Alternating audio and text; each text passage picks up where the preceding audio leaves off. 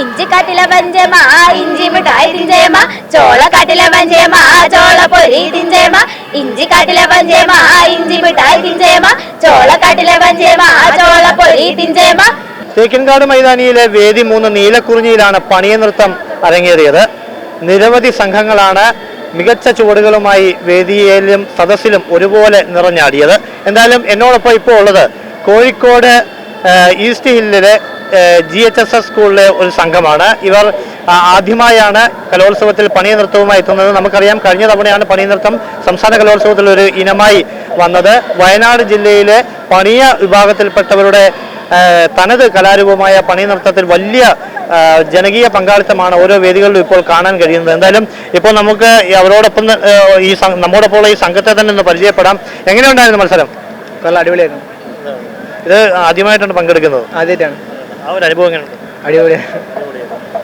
ഇത് കൂടുതലും പങ്കെടുക്കുന്നവർ മറ്റേ വയനാട് ജില്ലയിൽ നിന്നുള്ളവരാണ്? ആണ്. എവിടെ വീട്? എൻ്റെ അത്തോളി, കോഴിക്കോട്. അടിപൊളി. മികച്ച അനുഭവമായിരുന്നു. മികച്ച അനുഭവം. നന്ദന. വയനാടാണോ കോഴിക്കോടാണോ? വയനാട്. അവിടുത്തെ തനത് കലാരൂപമാണല്ലോ.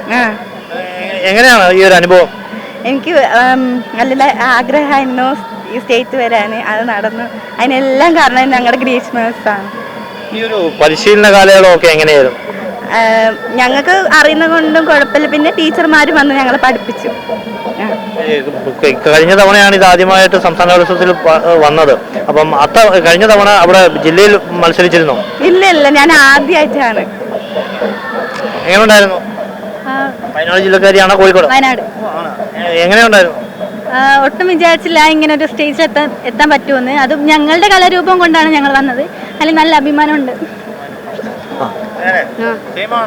ജില്ല ഏതാണ്? താമരശ്ശേരി.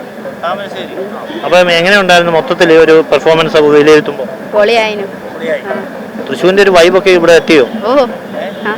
തൃശ്ശൂര് മറ്റേ എങ്ങനെയുണ്ട് പൊതുവെ കലോത്സവ നഗരി? സൂപ്പറാണ്. ഇത്തവണ കപ്പടിക്കുവോ? കൊണ്ടുപോകും. കോഴിക്കോട് കൊണ്ടുപോകും, വയനാട് കൊണ്ടുപോകും? രണ്ടും കൊണ്ടുപോകും. ആർക്കൊപ്പം നിൽക്കും? എല്ലാരും വഴിയൊക്കെ. എങ്ങനെയുണ്ടായിരുന്നു?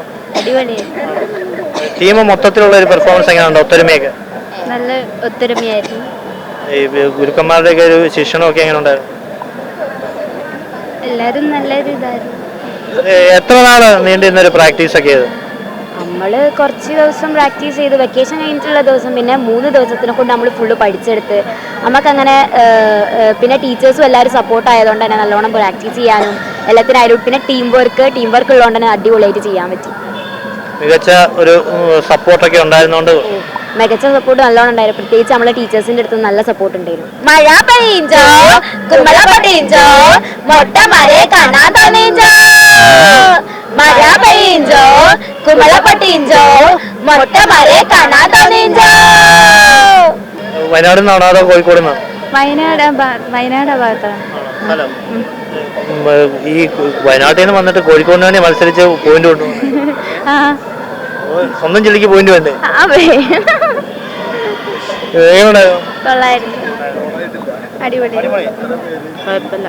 എന്തായാലും നമുക്ക് ഇവരെ പരിശീലിപ്പിച്ച ആൾക്കാർ ഇവിടെ ഉണ്ട്. എങ്ങനെ ഉണ്ടായിരുന്നു ടീച്ചറെ മൊത്തത്തിൽ ഒരു പരിശീലന കാലയളവൊക്കെ എങ്ങനെ ഉണ്ടായിരുന്നു? ഇപ്പോൾ ഒരു അവതരണമൊക്കെ വിലയിരുത്തുമ്പോൾ അവർക്ക് ആകെ 3 ദിവസമാണ് പരിശീലനത്തിന് കിട്ടിയത്. പക്ഷെ അസാധ്യ പെർഫോമൻസ് ആയിരുന്നു. ഇപ്പം ഈ ആദ്യമായിട്ട് സ്കൂളിനെ ഇവിടെ എത്തിക്കുകയാണ്, അതിന്റെ ഒരു സന്തോഷം? അതെ, അതിന്റെ ഒരു സന്തോഷമുണ്ട്. എന്താ പറയുക, പറഞ്ഞറിയിക്കാത്ത ഒരു നിർവൃതി ഉണ്ട്. വയനാട് തനത് കലാരൂപമാണ്. അപ്പം ടീച്ചർ എവിടെ നിന്നാണ്? കോഴിക്കോടാണോ വയനാടാണോ?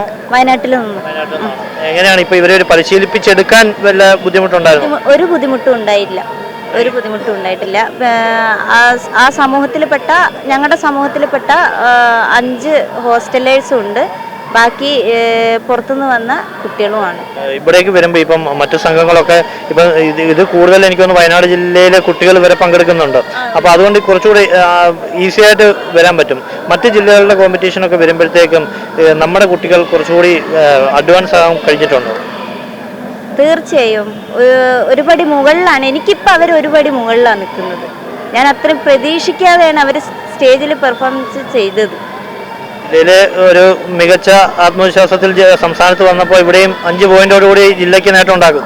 നേട്ടം ഉണ്ടാവും. എങ്ങനെയായിരുന്നു കുട്ടികളുടെ പെർഫോമൻസ്? അത് നന്നായിരുന്നു സർ. കാരണം അവർ ഞങ്ങൾക്കൊരു വിശ്വാസം ഉണ്ടായിരുന്നു. കാരണം സബ് ജില്ലയിൽ ആരും പരിശീലകരില്ലാതെയാണ് തനിയാണ് അവർ പരിശീലിച്ചത്.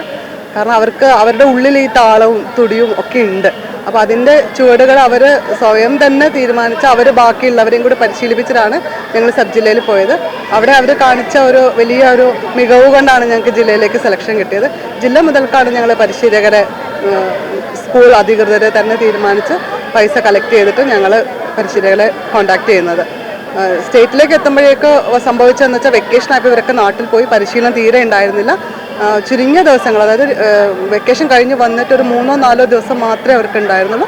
ത്രൂ ഔട്ട് ഒരു ദിവസം 3 ദിവസം തുടർച്ചയായിട്ടുള്ള പരിശീലനം കൊണ്ട് മാത്രമാണ് അവർ ഇന്ന് ഇവിടെ വന്നിട്ട് ഇത്രയും നല്ലൊരു പെർഫോമൻസ് കാഴ്ചവെച്ചത്.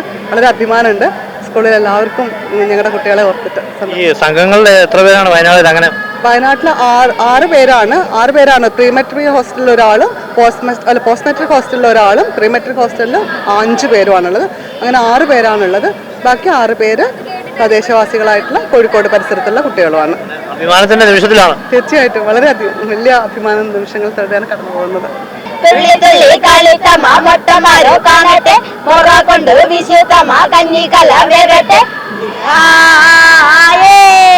കലാനഗരിയെ അക്ഷരാർത്ഥത്തിൽ ആവേശത്തിലാഴ്ത്തുന്ന പ്രകടനമാണ് ഓരോ പണിയ സംഘങ്ങളും കാഴ്ചവെച്ചത്. വേദിയിൽ നിന്നും ക്യാമറമാൻ കൃഷ്ണകുമാർ കെ മലലിനൊപ്പം അഭിജിത്ത് തലച്ചറ, TCV.